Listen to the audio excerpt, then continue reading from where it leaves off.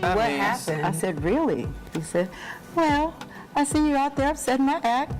I said, what? He said, well, you're giving me a little hard time, right? I said, not that I know of. What did that mean? That meant that we weren't supposed to be doing as well as we were doing. And when I got involved in my gambling, even though I wasn't hiding it, the casino is a very public thing, but when I talked about that, that seemed to be something that people couldn't relate to as far as being a part of my life or shortcoming in my life. At 80 years old, she has finally confirmed some long-standing rumors. But what are these rumors? Why did it take her so long to speak about them? Many fans have wondered about her personal life and career choices.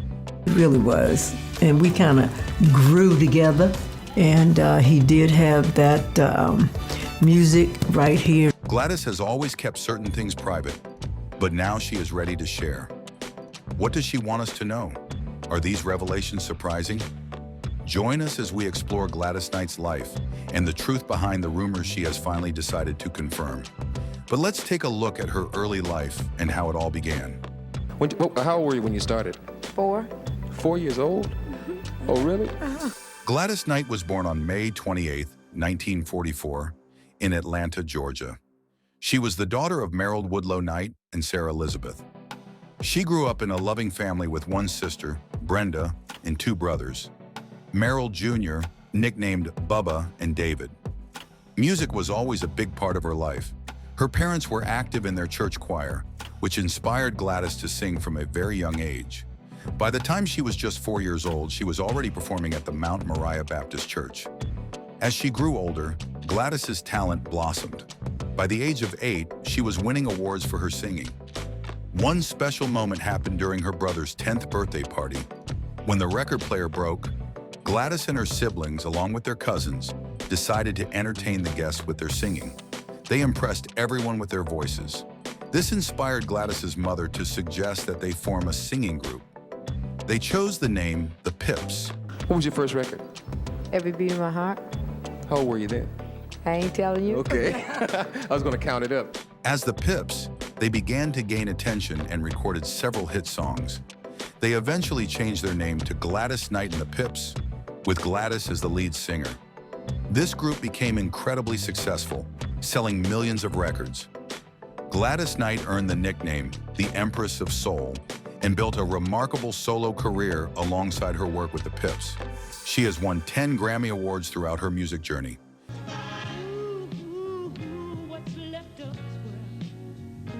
However, Gladys's life was not without challenges. She faced several personal struggles, including problems with gambling and conflicts with others in the music industry.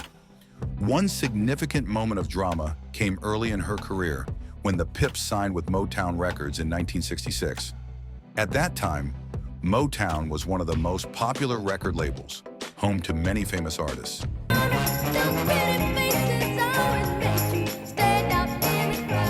Knight has revealed that she didn't want to sign with the soul label at Motown Records. The Pips, her brother Bubba, and cousins outnumbered her, voting to sign with Motown in 1966. Gladys and the Pips hoped to rise to fame at Motown, but they soon encountered difficulties. Diana Ross, the lead singer of the Supremes, was also at Motown, and there were rumors that Motown's founder, Berry Gordy, favored her. This favoritism made Gladys feel overlooked, even though she believed she had equal talent.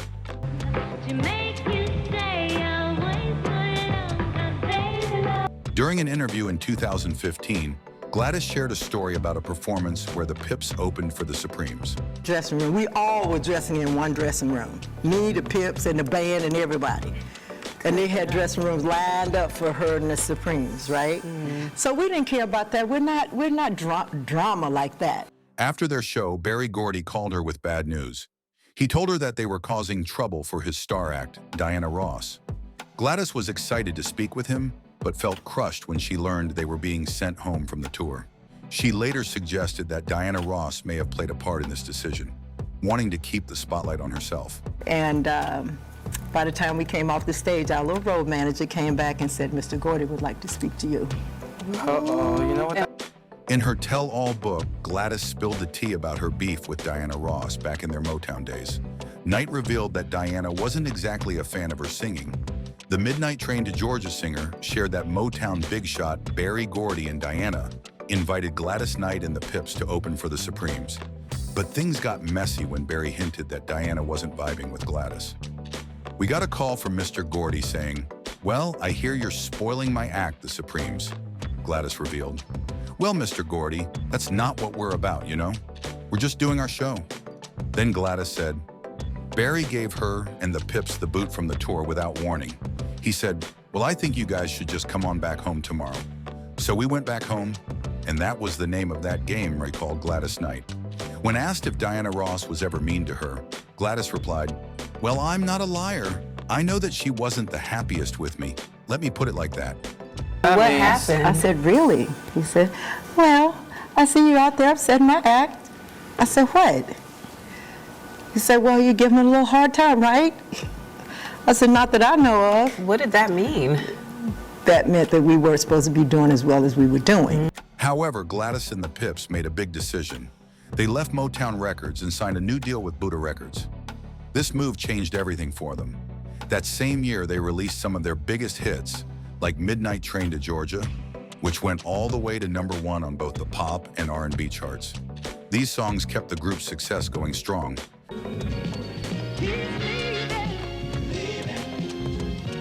Even though the group was already popular in the United States, they found even more success in Europe, especially in the United Kingdom. Some of their Buddah Records singles became hits in the UK several years after they were first released in the US. As the 1970s came to an end, legal issues caused the group to record separately for a while. This led to Gladys Knight releasing her first solo albums. Knight signed a new deal with Columbia Records and reunited with the Pips. They began releasing new music and worked with producers Nicholas Ashford and Valerie Simpson on their first 2 albums for Columbia. In 1983, Gladys and the Pips had another big hit with the song "Save the Overtime." It reached #1 on the R&B chart, making it their first R&B #1 hit since. Knight broke up with the Pips due to bad blood within the group, including Knight's belief that her brother was exploiting their music to further his business interests. After a successful tour in 1988, the Pips retired, and Knight officially began her solo career.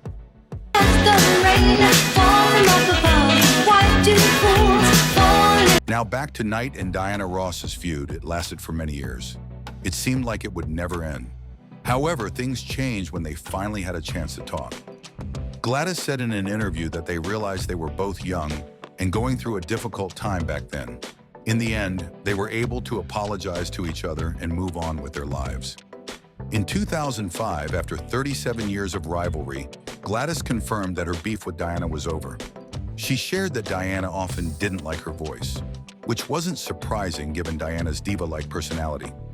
It's not unusual for big stars to have fights with each other, especially when they're competing for the spotlight. Diana was known for wanting to be the best, and that sometimes led to tension with other artists.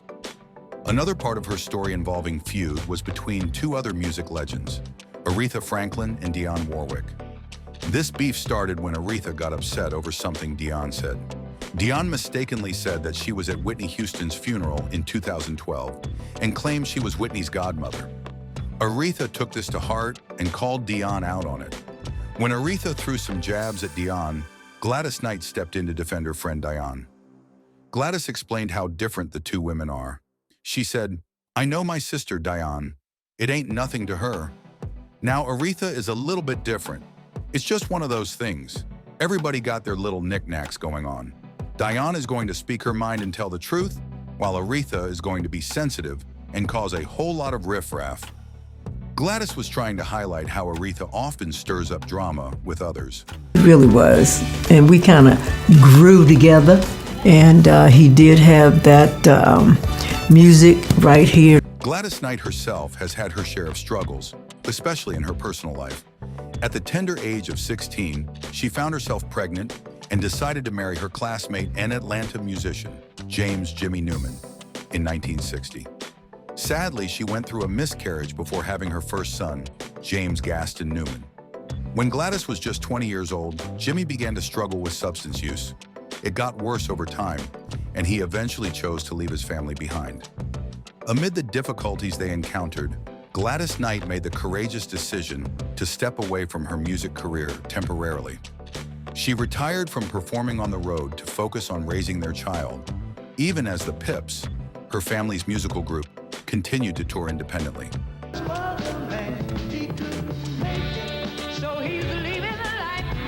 Gladys Knight and James Newman celebrated the birth of their only daughter, Kenya Maria Newman. The responsibilities of motherhood and the desire to provide for her growing family eventually led Gladys Knight back to her passion for recording and performing with the Pips. In the early 60s, Gladys, James, and the Pips relocated to Detroit, where they embarked on a new chapter in their lives. But sadly, the challenges in their marriage persisted, and after enduring a separation that spanned 7 years, Gladys Knight made the difficult decision to divorce James Newman in 1973. Tragically, James Newman passed away a few years following their divorce. Despite her heartbreak, Gladys found love again. She married Barry Hankerson in 1974, and they had a son named Shanga Ali Hankerson in 1976. Barry was a music producer who managed stars like Toni Braxton and Aaliyah. Their marriage didn't last long, and they divorced in 1979 after a difficult custody battle over Shanga, which Gladys won. It was so nasty, their son Shanga became affected psychologically. He developed an eating disorder for a period of time. Gladys also faced another tough situation when her son was kidnapped when he was just 3 years old. She worked tirelessly, spending around $1 million to get him back. This experience was heartbreaking for her, but also showed her strength and determination as a mother. Gladys tried to find love once more and married motivational speaker Les Brown in 1995. Their relationship had many ups and downs, but they eventually realized they were not meant to be together. He filed divorce papers against Knight just 2 years into a union that she once called a dream come true. Knight said Brown had the gift to motivate and inspire, but he didn't know how to give. On a positive note, Brown did urge Knight to pen her successful autobiography and helped her score a $500,000 book advance. Gladys also spoke about her challenges, saying, "I know those challenges that come up from time to time in life are our little learning tools. If we didn't have those things in our life, how would we learn anything?" And when I got involved in my gambling, even though I wasn't hiding it, the casino is a very public thing, but when I talked about that, that seemed to be something that people couldn't relate to as far as being a part of my life, a shortcoming. Gladys also faced a serious issue, a gambling addiction. For over 10 years, she struggled with gambling. Gladys grew up in Atlanta, a city known for its vibrant nightlife and gambling scene. Later, she moved to Detroit, Michigan, where her music career took off. Detroit is also famous for its casinos. Gladys was introduced to blackjack by a fellow musician, and she quickly fell in love with the game. What started as fun soon turned into a dangerous obsession. She often spent more time in casinos than anywhere else. In her autobiography from 1997, she described how the casino felt like a safe space for her. She wrote, "The pit bosses and dealers became my family. I felt protected. At first, the special treatment made her feel good, but soon it became a problem." Gladys spent all her money at the casino tables, playing blackjack and baccarat. When she finally realized how much money she was losing, she knew she had to make a change. It wasn't just about the money, it was also about her time. At that point, Gladys was already a mother and was spending more time at the tables than with her kids. One morning in the 1980s, she woke up late and realized she forgot to take her son to school after a long night at the casino. This incident opened her eyes to how gambling was affecting her family. She also lost significant amounts of money, $45,000 and $60,000 on different nights. Feeling lost and desperate, she knew she needed help. She started attending Gamblers Anonymous meetings, which helped her quit gambling and focus on her family and career.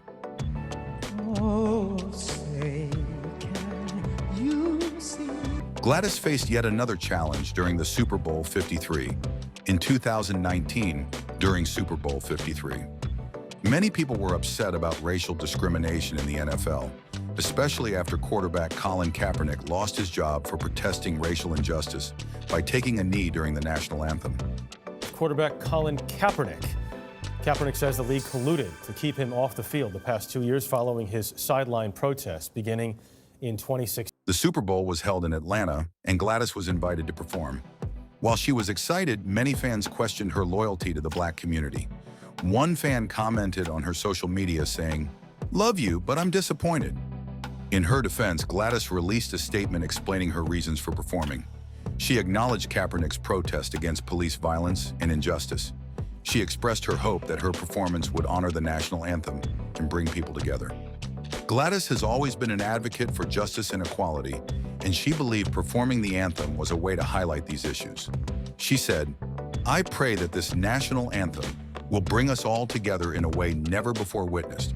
Despite the backlash, Gladys stood firm in her decision to perform, stating that her actions should not be seen as disrespectful. After 3 marriages, Gladys didn't give up on love. In 2001, she married William McDowell, and they are still together today. Gladys has shared her views on love, saying, "Love is what makes the world go around." I know it's a big cliche to use, but it is the absolute truth. There is nothing else like it. She believes love is what everyone is looking for in their relationships and lives. William McDowell is 14 years her junior and helps manage her career. She wanted to go back to, she said she's been doing this for decades, and it's always been unfair with the way they do African-American businesses. She has also sung on a single he released, and they are helping build a community center through their charity. Gladys says, "He's the love of my life. When I first saw him, I said, ooh, he's really cute. He's my manager." A lot of people can't work with their other half. You've got to have that respect and lift each other up. He's brought me such a, it sounds like a song, but a mighty long way. He does the business side and I do the creative. We see eye to eye. He loves music and sometimes does it better than I do. He comes on tour too. Does she wish she had met him years earlier? Laughing heartily, she says, "I wish I could have. I wish I should have. All those things." He's amazing. Sometimes it takes a lifetime to find your true love. Between them, the couple have 27 grandchildren and great-grandchildren to keep them busy. However, not everything in Gladys's life has been smooth sailing. Her son, Shanga Hankerson, became a topic of concern due to his legal troubles. Sadly, he was sentenced to 2 years in prison for not paying payroll taxes when he owned a restaurant called Gladys Knight's Chicken and Waffles, which he started in 1997. The son of R&B singer Gladys Knight has been sentenced to serve 2 years in prison for failing to withhold payroll taxes for restaurants he opened in the Atlanta and Washington, D.C. area. Shanga was accused of failing to pay over $1 million in payroll taxes from 2012 to 2016. The IRS pointed out that he should have paid these taxes to help fund important programs like Social Security and Medicare. After pleading guilty to the charges, a judge sentenced him to prison and ordered him to pay restitution of over $1 million. The U.S. attorney made it clear that failing to pay taxes is a serious matter and all employers must follow the rules. Gladys Knight also faced challenges because of her son's actions. At one point, she removed her name from his restaurant business after discovering he was accused of stealing. Shanga fought back, claiming his mother didn't have the mental capacity to terminate their licensing agreement. Although Gladys didn't run the business, she allowed Shanga to use her name. Their relationship became strained when the IRS accused Shanga of theft and tax evasion. This led to Gladys suing her son and his company. Their licensing agreement lasted for 10 years, but after noticing Shanga's behavior was harming her reputation, Gladys wanted to end it. Shanga denied all allegations and claimed he had paid her for using her name in his restaurants. In the middle of these legal troubles, Shanga allegedly tried to use personal information about Gladys to his advantage. When she refused to give in, a judge ruled in her favor. Gladys said that her son's lawyer threatened to make her Alzheimer's diagnosis public if she didn't comply. She denied any claims about her mental health, stating that her son was trying to embarrass her. Gladys also faced personal loss. Her other son, Jimmy Newman III, passed away at the young age of 36 from heart failure. He had managed her career and was a beloved family member. Despite all these challenges, Gladys Knight's love for her children has never wavered. She worked hard for them and stood by them through difficult times. Her life story shows a woman of strength and resilience with a heart full of love for her family and community. When it comes to her faith, Gladys was raised as a Baptist, but decided to change her faith several times. In 1997, she became a Catholic. Later, she was inspired by her children, who left Catholicism to join the Church of Jesus Christ of Latter-day Saints, also known as the Mormons. Gladys felt their passion and decided to follow in their footsteps. She was baptized and became a member of the church. As a fun twist, Gladys would sometimes tease Gordon B. Hinckley, the president of the LDS Church, about the music. She suggested they should have a little more excitement in their songs. To her surprise, Gordon agreed. This led to the creation of the Saints Unified Gospel Choir, with Gladys as the director. She even led the choir during a big event in Salt Lake City, Utah. Gladys is not just known for her music, but also for her kindness and charitable work. In 2017, she helped raise $400,000 for the Children's Learning Centers of Fairfield County. This fundraiser took place at the Palace Theater and was co-hosted by Carol Ann Riddle and Alan Coulter. It was a great event that showed Gladys's dedication to helping others.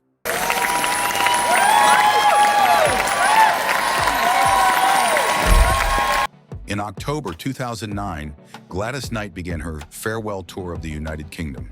It was meant to be a big goodbye to her fans. She even brought Tito Jackson as a supporting act, and her friend Dionne Warwick made special appearances. This tour was bigger and flashier than her previous ones in the UK. The production was high quality, with big screens showing special animations during the show. There was even a fancy program book for fans to take home as a keepsake. Knight also performed on the popular UK TV show Later, with Jules Holland singing If I Were Your Woman and Help Me Make It Through the Night. But even though it was called a farewell tour, Gladys didn't say goodbye for long. She returned to the UK to perform again in 2024. She announced yet another farewell tour, this time in Australia and New Zealand. Gladys Knight's achievements go far beyond her tours. In 2022, she received one of America's highest honors, the Kennedy Center Honors, presented by President Joe Biden. That same year, she performed at a special dinner at the White House for a U.S.-Africa Leaders Summit. In addition to her singing, Gladys has also been on many TV shows. She had her own variety show called The Gladys Knight and The Pips Show, but it was canceled after only 4 episodes. She guest starred on popular TV shows like The Jeffersons, A Different World, Living Single, and many more. In 2012, she joined Dancing with the Stars but was eliminated during Motown Week. Even with all these farewells, Gladys Knight continues to be a legend, proving that her love for performing never truly ends.